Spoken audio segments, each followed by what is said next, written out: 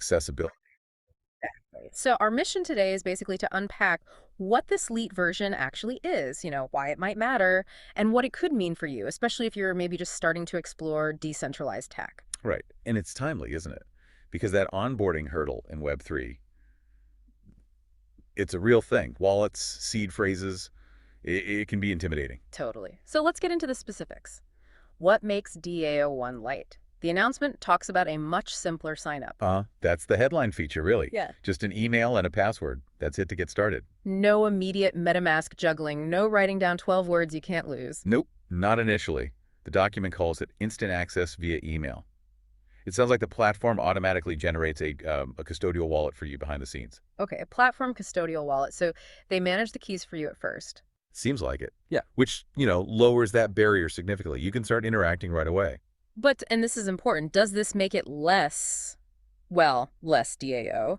Is it compromising on the decentralization for convenience? That's the key question, right? Yeah. But the announcement is pretty explicit. It says DAO1 remains fully decentralized. Okay. All the core stuff, smart contracts, how rewards work, all the on-chain transactions, apparently that all continues exactly as it did before. So if I'm already using DA1 with my own wallet, like MetaMask? You just carry on. Mm. Business as usual. Connect your wallet, maintain your self-custody. This light version is more like an alternative entry point, not a replacement of the core system. Got it. They use that analogy in the document, don't they? About the car gears. Yeah, the automatic and manual gear shifts. I like that. Me too. It's like same DAO1 engine, same horsepower, you still get the full power, but now there's an easier automatic way to get started alongside the manual self-custody option. Exactly. It frames it as adding an option, not taking anything away. Which makes you think about the why. Why do this now? What's the significance? Well, the obvious potential benefit is growth, isn't it? Removing those initial technical steps could bring in a lot more people who were maybe curious but hesitant. Right. The announcement mentions things like easier onboarding, faster user growth.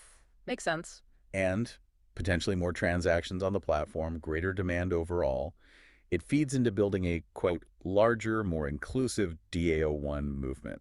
It feels like it ties into that bigger picture goal we always hear about mass adoption for Web3. You need easier entry You points. absolutely do. If you want technologies like this to go beyond the early adopters and the technically savvy, you have to smooth out that user experience, Yes. especially at the beginning. So if we were to sum it up, DAO1 Lite is essentially about making that first step into their ecosystem way simpler: email, password, custodial wallet to start, but crucially, keeping the underlying decentralized engine running just the same for everyone. Precisely. You get the simplified onboarding, but you also have the option later to upgrade to full self-custody if you want to. You mentioned that too.